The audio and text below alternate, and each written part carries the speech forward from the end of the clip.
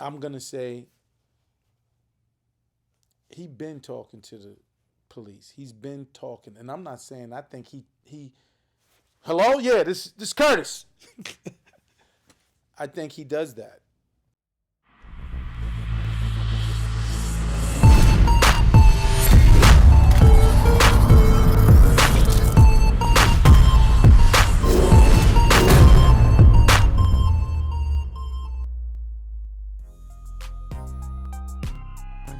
Yep. Yo, everybody is familiar with who F. Gotti is, right? And everybody is familiar with who 50 Cent is. And everybody is familiar with the fact that if you had F. Gotti's name in the same sentence with 50 Cent's name, you know where the story is headed to, right? Yeah, exactly.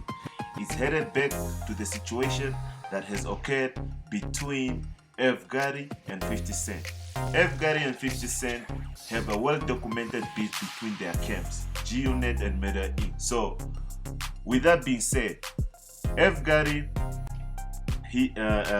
got hit up by Flat for an interview. He's like, alright, cool. He got a whole lot of things going on. He was working on a show that's on BET Networks right now, Tales, if you want to check it out. Dope story.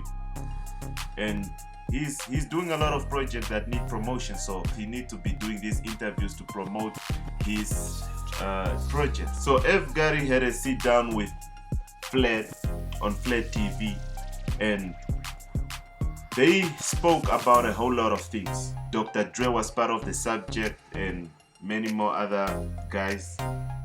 And then what caught my attention is when it came to the part where he started talking about 50 Cent. When he spoke about 50 Cent, the whole interview turned from being a commercial interview all of a sudden to snitching, a confession session with an FBI agent or something. It looked like F. Gotti started telling, because mind you, the situation that happened between these two camps, 50 Cent and F. Gotti, Murder Inc. and G-Unit, there are evidence of these events between these two camps that are only known by the individuals who participated in those incidences. So, for example, there was a situation where Jimmy Hedgeman's son got roughed up by a couple of guys, and it's in the public domain. It's public information. It's known to everybody. Yeah, Jimmy Hedgeman's son was roughed up by Tony Ayo and the other dude. I forgot his name. You can look him up. So when they roughed up the son of Jimmy Hedgeman, and it's also known, public information, it's also known that Jimmy Hedgeman was the one that handled the brother that put his hands on his son. So that's known to the public. But what was not known is the details of what happened to someone when you are shot. Now, F. Gotti asked Flat during the interview, what's the first thing you think's gonna happen when you get shot up? F. Gotti answered his own question and said, the police gonna be on the side of your deathbed asking questions. And he said this in reference to 50 Cent, who was shot 9 times.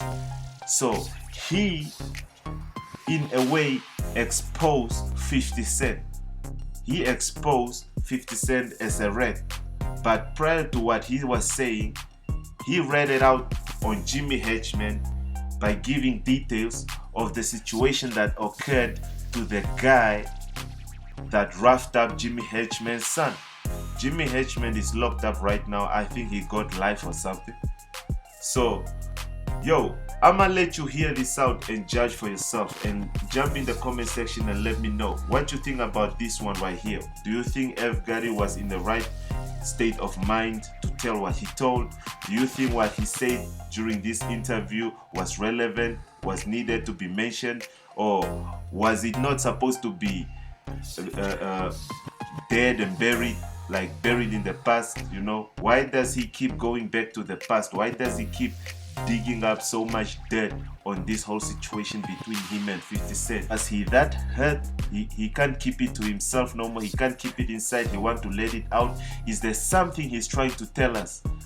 Pursuing justice, possibly, or pursuing revenge towards 50? What is his intention? Your thoughts, you tell me. In the meantime, check this out. Listen to Homeboy tell. How much do you think of that case was because 50 Cent was sort of amplifying your situation? Because I remember he was on... Because you're Vlad, I've waited all this time to give you this. I'll give you the answer. Okay. But, you know, if you talk to me about 50 in this case, I'm going to say he been talking to the police. He's been talking. And I'm not saying I think he hello? Yeah, this Curtis. I think he does that. I think he does that. He's a very unique individual because here's a guy who starts beef and pretends that he is the bully and the roughest, toughest nigga on the face of the earth. Right? And then he tells on you. It's like the biggest oxymoron and the biggest mind-fucking trickery to the public. With, you know, those that don't know think this guy's ill and he's tough. But when you look at it, and please, 50, if you're looking, he asked the question. I don't give a fuck about talking about you. And I know you'll make a meme. Go ahead, make a meme or some shit, right? But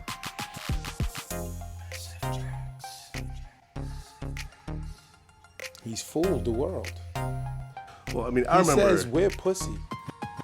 And I'm soft and pussy. But he's the one that got shit done to him. And how we pussy. Like, when you think about that, we're pussy. You the one that got touched. But, you know, my man says it all the time. Yeah, 50 don't want beef. He wants everyone to go to jail. Jimmy Henchman, like they roughed up his son. Yeah. Right. So when he takes care and does what any man would do who touches his son or whatever, and these guys is telling. They calling and telling. They calling and telling. So, you know, if we talk conspiracy theory, we're just talking conspiracy theories, right? But if you get shot, what's gonna happen? If I get shot? If you get shot, what you think is gonna happen? I'll go to the police. No, what I'm saying is they coming to you. When you're in your bed, shot the fuck up. Mm-hmm. I think the police and the feds came in. And I think he told them a great story of Irv Gotti and Kenneth Supreme and Griff. And I think he's been telling them stories. I think he still tells them stories, which kind of probably makes him feel untouchable because he's with the police. So he could beef with anybody. He's with the police. Well, I think the most interesting thing, and I'm going to leave, you know, the other stuff is between y'all, but I think from the outside looking in, the fact that he would make fun of Ja Rule for singing, but he really made a lot of his career by singing and being melodic. It's an engine of chaos. You know, certain people say, you know, you get shot here, right? He got shot in his mouth. You're like, that's inches, right? Mm-hmm. This is just me talking, everybody. It's not a thing, but you know, who saved him? He would be like, God. Your first thing is, yo, God saved this guy. Maybe the devil, maybe Satan saved him.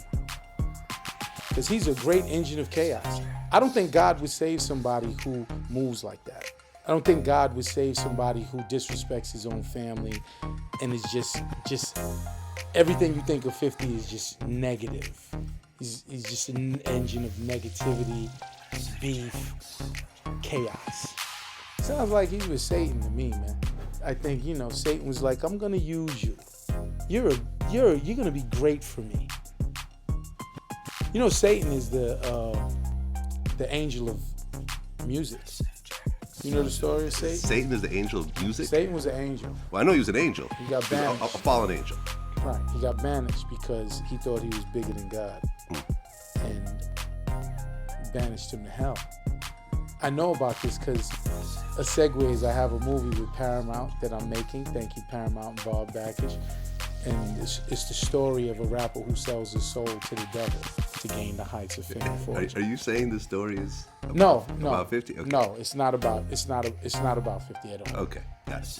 It's just a dope story. Got it. You know what I'm saying?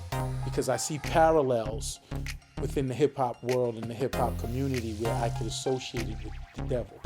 Like most rappers, they have a girlfriend, ride or die. As soon as when they become big, they fucking everybody. You can easily put that that's the devil's work. You know, with hip hop, it's a lot of chaos with beefs and competition. You can put the devil associated with that. You know what I'm saying?